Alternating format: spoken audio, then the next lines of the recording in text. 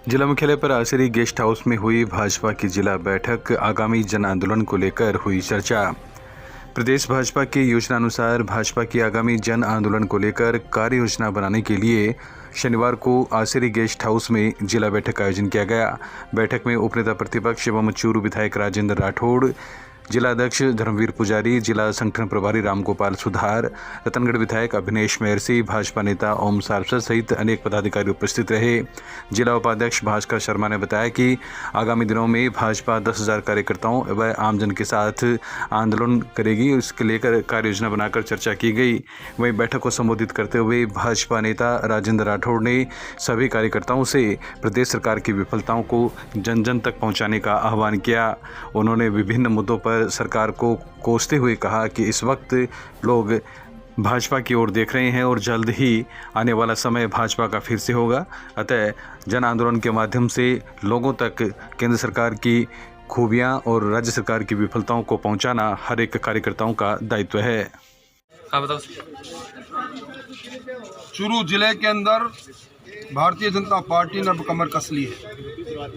यहाँ का संज्ञा शून्य हुआ प्रशासन जनता की समस्याएं मुंह बाए खड़ी है, परंतु प्रशासन को बिल्कुल इसकी फुर्सत नहीं। इन सारी जनता की मांगों के विरुद्ध में हम 25 नवंबर को एक जंगी प्रदर्शन करने वाले हैं और उस प्रदर्शन में अपना मांग पत्र जिला प्रशासन को और सरकार को देंगे। हमारी मांगे अगर नहीं मानी गई तो हम बेमियादी धरना भी दे सकते हैं। सर, किस प्रकार की मांगे रहेगी? बिजली, पानी, सहकारी बैंकों में ऋण नहीं मिल रहा, कानून व्यवस्था, जर्जर सड़कें, डेंगू का डंक, ये सारी मांगे हमारी रहेगी। हाँ बताओ पुजारी जी। राज्य सरकार के खिलाफ 25 तारीख को जिला हेडक्वार्टर के ऊपर बीजेपी द्वारा शानदार प्रदर्शन किया जाएगा। सरकार की जो भी नीतियां हैं उनके खिलाफ विरोध प्रदर्शन करेंगे। भारतीय जनता पार्टी के राजेंद्र जी नेतृत्व में, राठौड़ साहब के नेतृत्व में, एमपी साहब के नेतृत्व में शानदार भारतीय जनता पार्टी यहाँ पे प्रदर्शन करेगी। और इसका जिला संयोजक जो है हमारे बसंत जी शर्मा, जो पूर्व जिला अध्यक्ष हैं, उनको नियुक्त किया गया। बताया जा रहा है कि कांग्रेस की सरकार के बाद में ये पहला बड़ा आंदोलन है। कोरोना काल की वजह से 2 साल तो उसमें रह गए। अब बड़ा आंदोलन है तो ज़बरदस्त, कम से कम 15,000 लोगों का यहाँ पे प्रदर्शन होगा। तो किस प्रकार की मांगे वो रहेगी? बिजली, पानी, किसानों का अहित, पेट्रोल पर वेट कम नहीं कर रही है सरकार, कानून व्यवस्था जो राज्य की बिगड़ी हुई है, उनके सबके खिलाफ आंदोलन करेंगे। चोरी की घटना के बाद चूरू पहुंची पूर्व मंत्री हमीदा बेगम। अपने मकान में हुई चोरी को लेकर की जांच पड़ताल। चूरू में नयाबास स्थित पूर्व मंत्री हमीदा बेगम के बंद पड़े आवास पर चोरी की घटना के बाद शनिवार देर शाम पूर्व मंत्री हमीदा बेगम जयपुर से चूरू पहुंच गई। उन्होंने चूरू पहुंचने के बाद फ़ोन पर एसपी से बातचीत करके पूरी घटना के बारे में जानकारी ली और कहा कि इस घटना को लेकर वाकई में एक अजीब सी बात लगती है। लगातार उनके मकान पर तीसरी बार चोरी की वारदात हुई है, जो कि अपने आप में सामान्य बात नहीं है। उन्होंने कहा कि दूसरी बार जब उनके यहाँ चोरी हुई थी तो उन्होंने पुलिस की सूचना पर सीसीटीवी लगाए थे और अब सीसीटीवी में चोरी की वारदात कैद हुई है।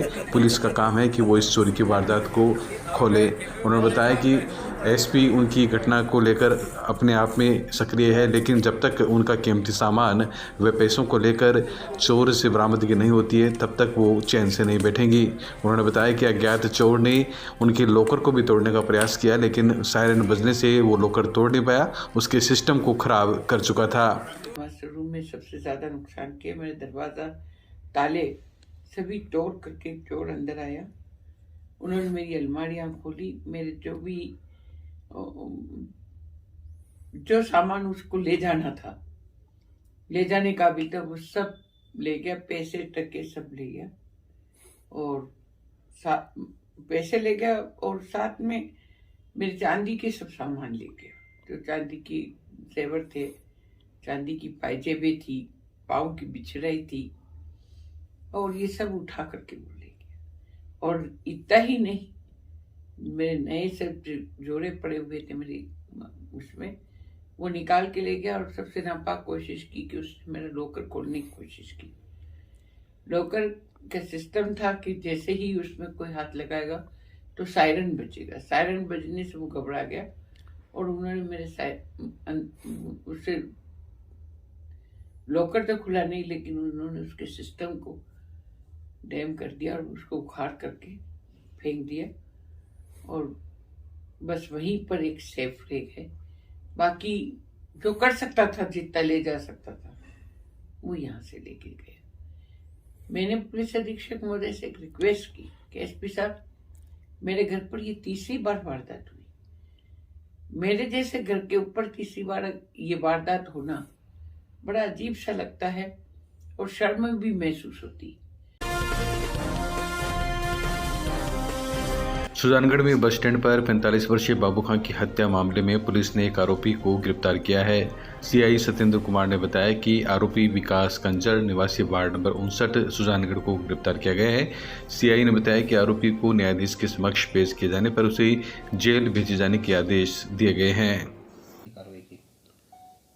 2 दिन पूर्व बस स्टैंड सुजानगढ़ पे एक घटना हुई थी जिसमें मृतक के भाई ने हत्या का प्रकरण दर्ज कराया था।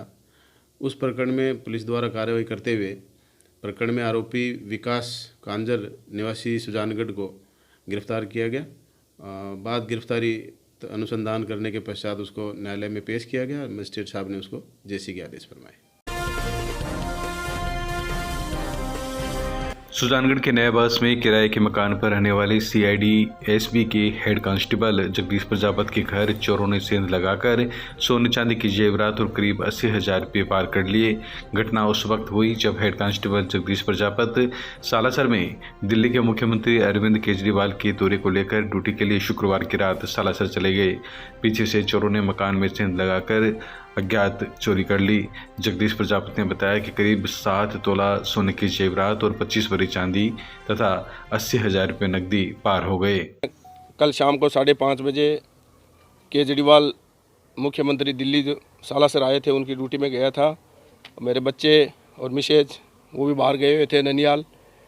रात को मेरी ड्यूटी वहीं थी। सुबह जब मैं वापस सुजानगढ़ आया, आकर देखा तो मेरे घर के ताले टूटे हुए थे। मैंने पूरा देखा तो करीब 7-8 भरी सोना, 85,000 नगद, 20-25 भरी चांदी वो है चोर लेके गए। फिर पुलिस में फ़ोन किया, सीआई साहब आए, निरीक्षण किया, देखा।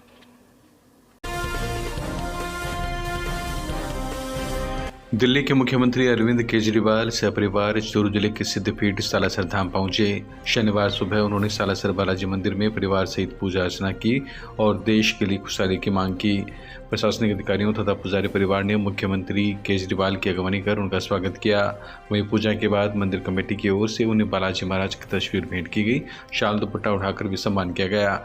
मुख्यमंत्री केजरीवाल बीती रात को ही परिवार और पार्टी के कार्यकर्ताओं नेताओं के साथ सालासर पहुंच गए थे, जहां रात भर विश्राम के बाद उन्होंने शनिवार सुबह करीब 6:30 बजे बालाजी महाराज के दर्शन किए। सीएम की पत्नी सुनीता केजरीवाल परिवार सहित श्री बालाजी गौशाला पहुंची, जहां उन्होंने गायों को गुड़ व चारा भी खिलाया।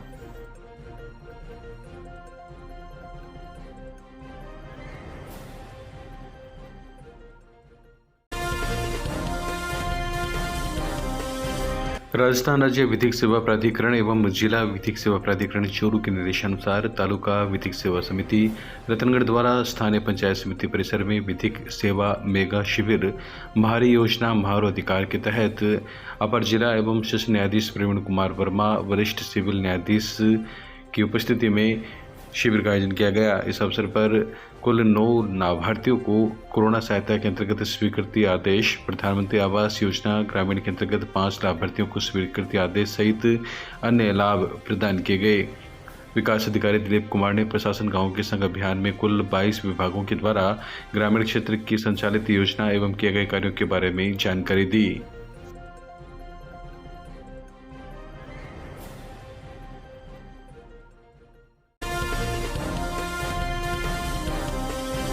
श्रीगंगानगर में आयोजित हुई 65वीं राज्य स्तरीय छात्रा हैंडबॉल प्रतियोगिता 19 वर्षीय के फाइनल में मेजबान गंगानगर को 10 के मुकाबले 17 गोल से हराकर खिताब जीतने वाली चूरू जिले की टीम की तेज तर्रार खिलाड़ी शारदा कंवर को राजस्थान की सर्वश्रेष्ठ खिलाड़ी के रूप में सम्मानित किया गया। भारतीय खेल प्राधिकरण की हैंडबॉल कोच सुमन पूनिया ने बताया कि महात्मा गांधी राजकीय विद्यालय लोहा में संचालित साई सेंटर के खिलाड़ी शारदा कंवर राष्ट्रीय स्तर पर कांस्य पदक विजेता टीम के सदस्य ग्रुप में में राजस्थान का प्रतिनिधित्व कर चुकी है। दल प्रभारी नीतू तोमर व दल प्रशिक्षक सोनू कुमार के अनुसार शारदा, माया, भांवरी और भगवती के दमदार प्रदर्शन से चूरू के छात्राओं ने प्रतियोगिताओं में खेले सभी मैचों में विजय प्राप्त की तथा अधिकांश मैचेज में एक तरफा जीत के साथ अपना दबदबा कायम रखा। टीम की शानदार जीत पर राजस्थान हैंडबॉल संघ के उपाध्यक्ष शशि कुमार गौड़ ने सभी खिलाड़ियों को चूरू की चमक बरकरार रखने के लिए बधाई दी। राज्य स्तरीय हैंडबॉल में विगत एक दशक में अधिक समय से वर्चस्व बनाए रखने पर जिले की हैंडबॉल खिलाड़ियों को मुख्य जिला शिक्षा अधिकारी संतोष कुमार महर्षि, जिला शिक्षा अधिकारी माध्यमिक निसार अहमद खान, मुख्य ब्लॉक शिक्षा अधिकारी भंवरलाल लोडी सहित अनेक लोगों ने बधाई दी है।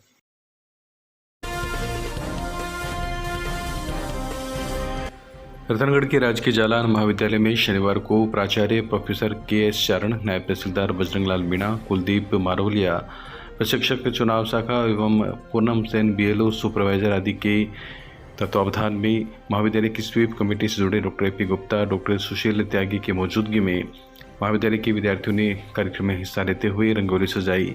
विद्यार्थियों को मतदान सूची में नाम जुड़वाने के लिए इस दौरान प्रोत्साहित किया गया तथा वोटर हेल्पलाइन ऐप के बारे में विस्तार से जानकारी दी गई।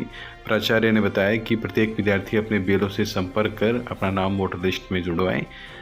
इस अवसर पर महाविद्यालय की सह आचार्य doctor Saumya Vashishtha, professor Sunil Kumar Punia, professor Parmeshwar Maharshi, Sanju Jhajharia, Dhanraj Pandya, Maryam, सहायक लेखाधिकारी पूर्णमल शर्मा, रजत चौहान, लाल सिंह आदि उपस्थित थे।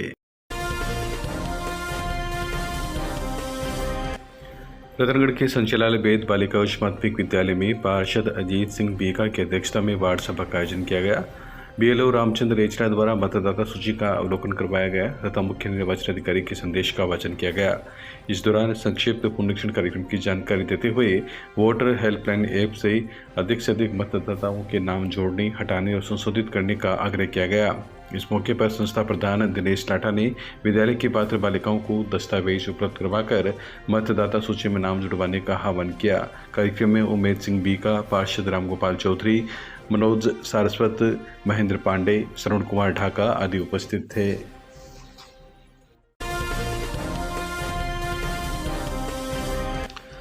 तारनगर में शनिवार को विधायक नरेंद्र बुडानिया ने कस्बे के राजकीय सामुदायिक स्वास्थ्य केंद्र में 1.5 करोड़ रुपए की लागत से बनने वाले ट्रॉमा सेंटर का शिलान्यास किया।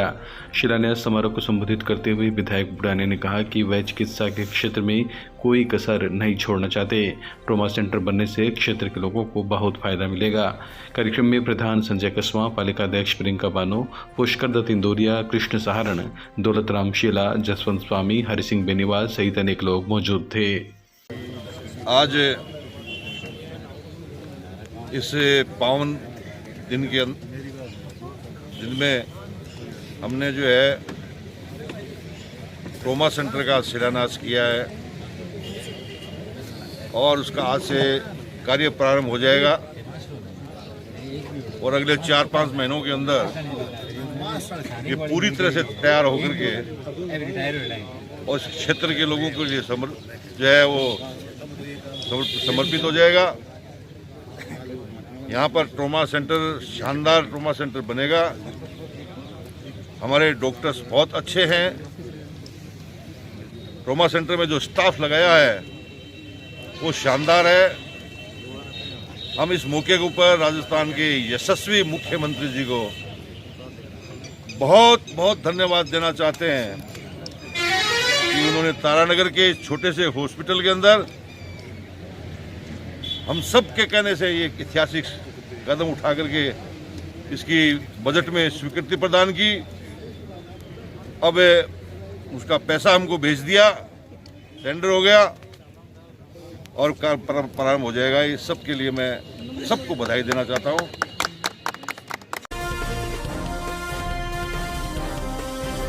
कोविड काल में प्रमोट किए गए छात्रों की हुई परीक्षा। लोहिया कॉलेज में सायंकालीन पारी में हिंदी साहित्य का दिया गया पेपर। राजकीय लोहिया महाविद्यालय चूरू में शनिवार को सेकेंड ईयर के छात्रों के लिए हिंदी साहित्य की परीक्षा का आयोजन किया गया। प्राचार्य ने बताया कि कोविड काल के दौरान जिन छात्र छात्राओं को प्रमोट किया गया था उनकी परीक्षाएं अब इस नवंबर माह में हो रही है, जो माह के अंतिम समय तक जारी रहेगी।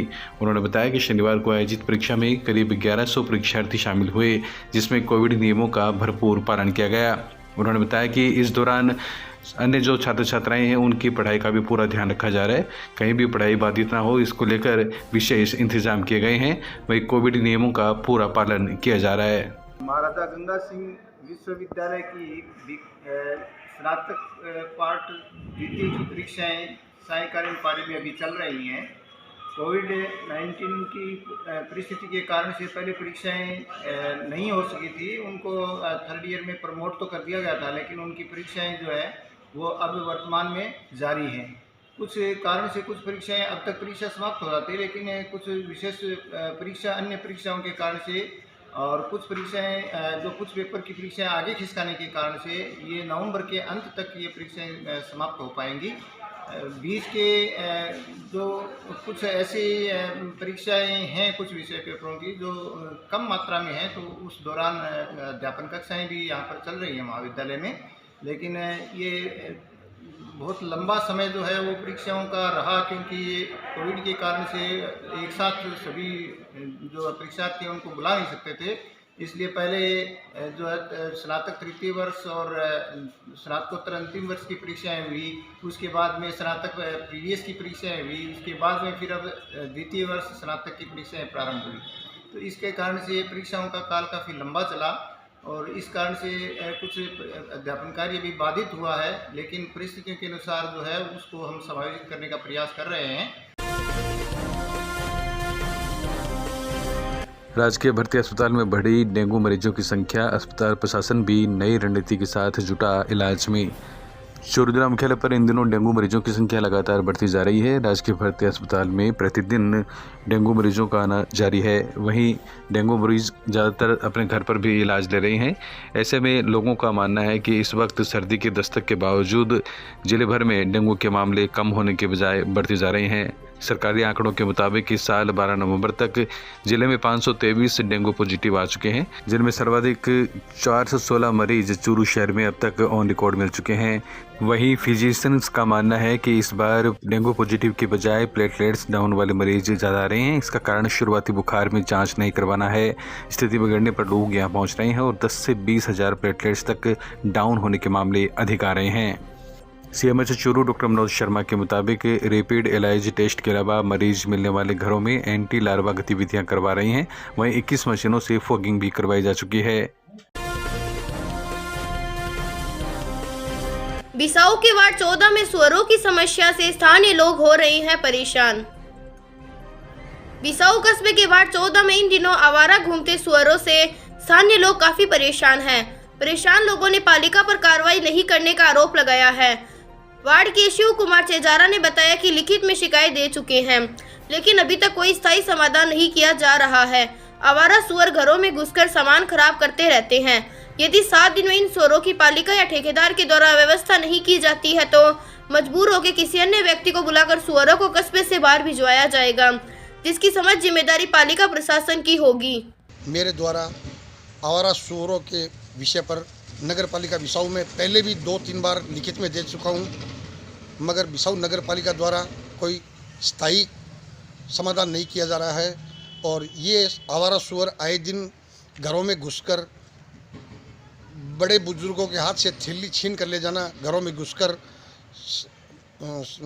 घुसकर सामान खराब कर देना, यह आए दिन होता रहता है। मगर बिसाऊ नगर पालिका इस पर ध्यान नहीं दे रही है।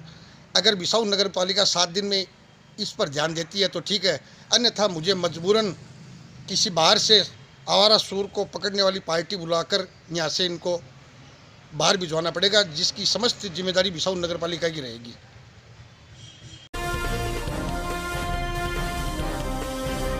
चूरू विधायक राजेंद्र राठौड़ ने गांव शोपुरा से ढाणी लाल सिंहपुरा तक बनी सड़क का किया लोकार्पण। चूरू विधायक एवं उपनेता प्रतिपक्ष राजेंद्र राठौड़ ने शनिवार को ग्रामीण क्षेत्रों में सड़कों का लोकार्पण किया। उन्होंने शोपुरा से ढाणी लाल सिंहपुरा तक और गांव ढाडर से बालरासर और बालरासर से खांसोली तक की सड़कों का लोकार्पण किया। इसी प्रकार चूरू से बिसाऊ तक की सड़क का डामरीकरण करने के लिए भी उन्होंने 1 करोड़ 20 लाख रुपये की लागत से लोकार्पण किया। गौरतलब है कि इन सड़कों की काफ़ी लंबे समय से ग्रामीण क्षेत्र में और शहरी क्षेत्र में मांग चल रही थी। सड़कों के निर्माण से स्थानीय लोगों का आवागमन सुगम होगा। इस मौके पर राठौड़ ने कहा कि सड़कें विकास का पर्याय होती है। ग्रामीण क्षेत्र में सड़कों का निर्माण होने से वहां के लोगों में रोजगार में बढ़ोतरी होगी। कार्यक्रम में पूर्व जिला प्रमुख हरलाल सहारण, सरपंच बलबीर, ताराचंद, किशन चंद, धीर सिंह सहित अनेक लोग मौजूद थे। उन्होंने कहा कि उनकी तरफ से विकास कार्यों का सिलसिला लगातार जारी रहेगा। श्री श्याम सेवा समिति श्याम परिवार का 12वां वार्षिकोत्सव होगा रविवार को। श्री श्याम सेवा समिति श्याम परिवार चूरू द्वारा संगीत में श्री श्याम अखंड ज्योत पाठ होगा।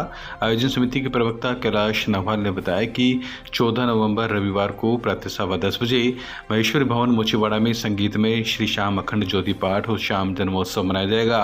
पाठ का वाचन मेहुल शर्मा, कमल शर्मा, अमित शर्मा आदि करेंगे। इस दौरान बाबा श्याम का दरबार रंग बिरंगे फूलों से सजाया जाएगा। पाठ में 56 भोग की झांकी भी आकर्षण का केंद्र रहेगी। कैलाश नवहाल ने सभी भक्तों से आग्रह किया है कि बाबा श्याम का दर्शन कर पुण्य के भागी बने। 56 भोग की झांकी का विशेष रूप से आकर्षण रहेगा और इस पाठ का वाचन मेहुल शर्मा व कमल हरित व द्वारा संगीत में पाठ का आयोजन होगा। सभी श्याम प्रेमी भक्तों से आग्रह है कि ज़्यादा से ज़्यादा संख्या में पहुंचकर बाबा श्याम का दर्शन कर पुण्य के भागी बने। बिसाऊ में स्टेशन सर्किल पर हाई मास्ट लाइट के सेंट्रल कंट्रोलिंग मॉनिटरिंग सिस्टम को किया गया दुरुस्त। बिसाऊ कस्बे में रेलवे स्टेशन सर्किल पर लगी हाई मास्ट लाइट को दुरुस्त कर दिया गया। जयपुर से आई कंपनी के प्रतिनिधि ने सेंट्रल कंट्रोलिंग मॉनिटरिंग सिस्टम को दुरुस्त कर लाइट का सुचारू कर दिया। पालिका अध्यक्ष मुश्ताक अली ने शनिवार को बताया कि कस्बे में लगी हाई मास्ट लाइटों की कंपनी की ओर से बराबर मॉनिटरिंग की जाती है। स्टेशन सर्किल की लाइट फिर से शुरू होने से लोगों को राहत मिलेगी। तो हम कहते हैं एनर्जी सिस्टम, यहाँ पे हमने CCMS लगा हुआ है जिसका काम है कि ऑटोमेटिकली काम करना। CCMS का फुल फॉर्म है सेंट्रल कंट्रोलिंग मॉनिटरिंग सिस्टम, जिसकी इसके अंदर कोई माइनर सा प्रॉब्लम था, सॉफ्टवेयर का प्रॉब्लम था, जो कि अभी इसका क्लियर कर दिया गया है। अब प्रेजेंट टाइम के अंदर जो मैनुअली काम करना पड़ रहा था वो ऑटोमेटिकली स्मार्ट तरीके से होगा और इसका डाटा पूरा जयपुर से कंट्रोल होता है। थैंक यू, धन्यवाद। सुजानगढ़ से निकलते समय केंद्रीय जल शक्ति मंत्री गजेंद्र सिंह का मेगा हाईवे स्थित होटल के पास पूर्व मंत्री खेमाराम मेघवाल, भाजपा SC मोर्चा के प्रदेश उपाध्यक्ष BL भाटी सहित अन्य नेताओं और कार्यकर्ताओं ने स्वागत किया। इस अवसर पर मंत्री गजेंद्र सिंह ने कार्यकर्ताओं को मालाएं पहनाकर उनका हौसला बढ़ाया। केंद्रीय मंत्री को पार्षद मनोज पारिक, हरिओम खोड़ ने लोहारगाड़ा स्थित पेयजल टंकी के स्थान पर नई टंकी का निर्माण करवाने की मांग को लेकर ज्ञापन सौंपा। इस अवसर पर भाजपा नेता बुद्धि प्रकाश सोनी, वैद्य भावलाल शर्मा सहित बड़ी संख्या में भाजपा के पार्षद एवं कार्यकर्ता मौजूद रहे।